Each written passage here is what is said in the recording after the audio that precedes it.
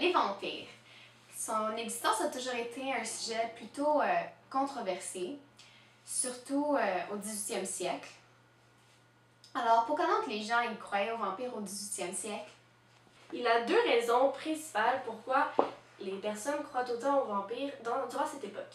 La première étant la transmission des histoires entre les générations et la deuxième, c'était la présence de deux maladies très ravageuses qui ont été parfois mélangées avec le vampirisme durant cette époque. Moi-même, je vais commencer par vous expliquer la première raison, donc les histoires intergénérationnelles. Une des explications pour justifier la croyance aux vampires durant cette époque pourrait être les moyens de divertissement. C'est en quête de distraction durant ces temps noirs que les histoires d'humains suceurs de sang se racontaient et se multipliaient rapidement. Les parents utilisaient ces créatures à travers leurs contes pour enseigner une leçon à leurs enfants. Puis, plus tard, ces enfants racontaient donc ces mêmes histoires à leurs enfants et ainsi de suite. C'est ce qu'on appelle les histoires intergénérationnelles.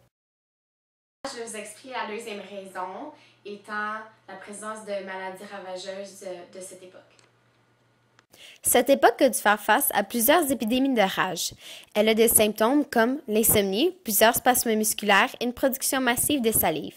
Ces créatures surnaturelles agissent également de nuit car elles préfèrent l'obscurité.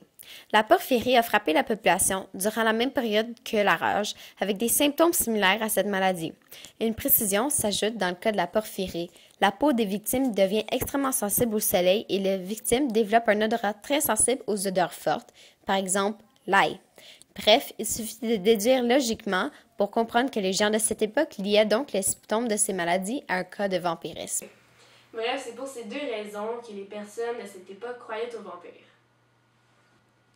Il s'agit de ne pas sortir la nuit et garder un collier d'ail et vous ne serez pas mordu.